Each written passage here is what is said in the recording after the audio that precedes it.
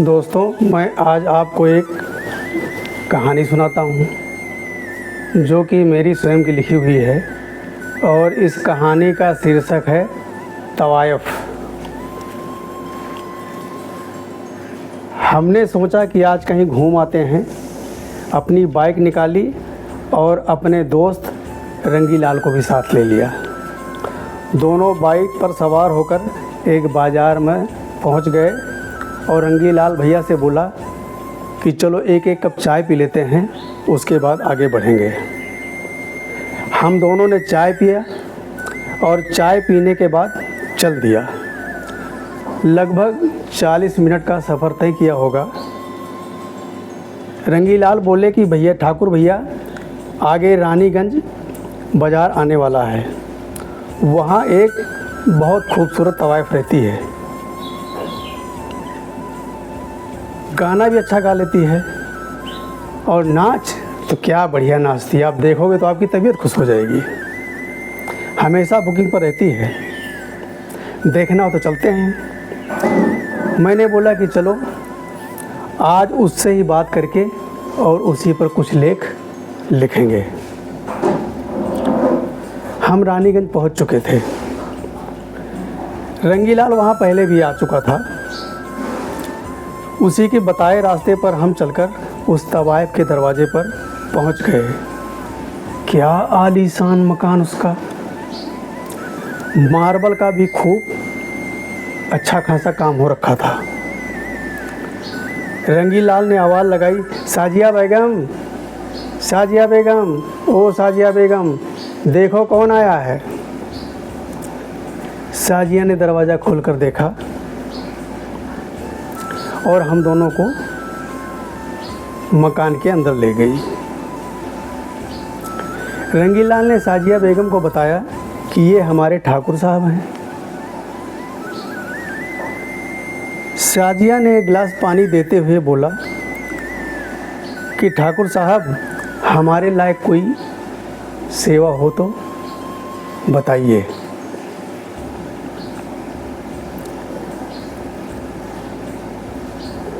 मैंने कहा कि साजिया बेगम, जब हम आपके कोठे पर आ ही गए हैं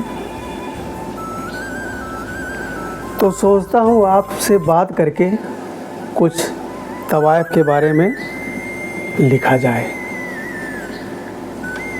साजिया ने कहा, ठाकुर साहब, हमारे मकान को कोठा मत कहिए, ये कोठा नहीं है, ये तो शरीफ लोगों की शराफत का कब्रिस्तान है। यहाँ शरीफ लोगों की कब्र खुदती है। मेरे समझ में ये नहीं आता कि आपको आसपास कोई तवायफ नज़र नहीं आई। हमारे अलावा अपने इर्द गिर्द गांव शहर में कोई बुराई नज़र नहीं आई जिस पर आप लिख सकते थे। मैंने पूछा, क्या मतलब? तब साजिया ने कहा कि हिम्मत है तो सुनो। हाँ ठाकुर साहब, अगर आप में हिम्मत है तो हमारी बात सुनो। मैंने कहा, सुनाओ।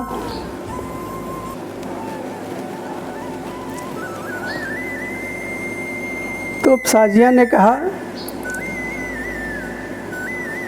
कि क्या साजिया जिस्म फरोश औरत है?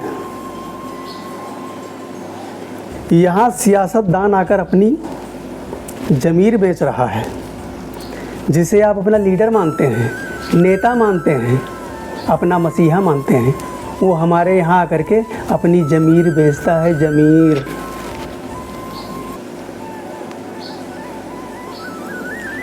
जबकि एक मजबूर तवायफ की जिस्म फरोशी आपको चुभती है, हमारी मजबूरी आपको चुभती है। हम कोई खुशी से काम नहीं करते, हमारी एक मजबूरी है। यहाँ तो डॉक्टर मौत का कारोबार करते हैं और आपके हिसाब से वो पैसा अच्छा है। डॉक्टरों का काम ठीक है जो मौत का भी सौदा करते हैं। यहाँ वकील रिश्वत लेकर झूठे मुकदमा बनाता है। पुलिस फर्जी मुकाबले में कत्लेआम करता है। यहाँ कानून को जूते की नोक पे रखकर सरकार बनाई व गिराई जाती है। आपके हिसाब से ठीक है। यहाँ दिन दहाड़े बसे बसाए कारोबार पर कब्जा किया जाता है। यहाँ सियासत के अंदर रियासत बनाई जाती है। ये ठीक है? बताइए ठाकुर साहब, ये ठीक है?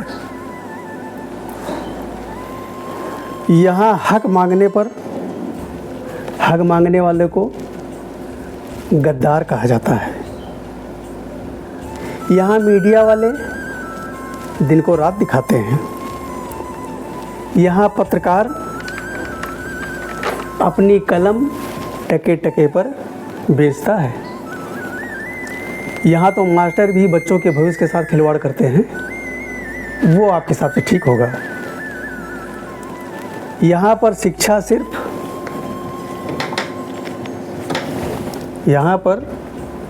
शिक्षा सिर्फ एक कारोबार है। ठाकुर साहब, हम जिस स्थिति में रहते हैं ना, वहाँ तवाइफ का वजूद किसी मेहनत से कम नहीं है।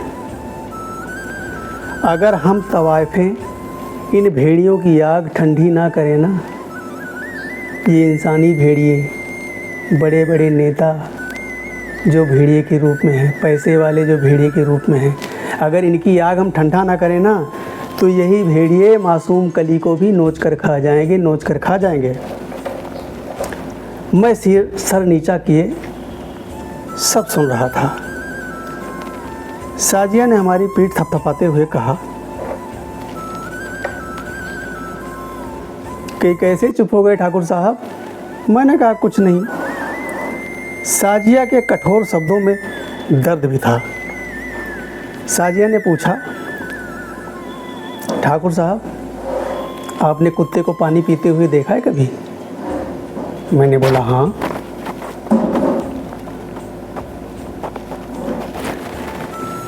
इस शहर के बड़े बड़े लोग, बड़े बड़े मसीहा, बड़े बड़े लीडर जो ईमानदारी का चोला पहनकर आप जैसे भोले भाले लोगों को बेवकूफ़ बनाते हैं ना, और जब वही हमारे पास आते हैं तो वो हमारे पाँव के तलवे ऐसे चाटते हैं जैसे कुत्ता पानी पी रहा हो। एक बात कहूँ ठाकुर साहब, हर औरत वैश्या नहीं होती है, लेकिन हर वैश्या औरत ज़रूर होती है। ये बात याद रखना। ठाकुर साहब, आप तो हमारे पास आए थे मेरे बारे में लिखने के लिए, लेकिन ठाकुर साहब, अगर लिखना है तो जिस्म फरोश तवाइफों का नहीं, ज़मीर फरोश तवाइफों के बारे में लिखो, जो मुल्क बेचते हैं, इंसाफ बेचते हैं, भाई से भाई में दुश्मनी पैदा करते हैं। ठाकुर साहब, अपने में और अपने कलम में हिम्मत पैदा करो, लिखने की हिम्मत।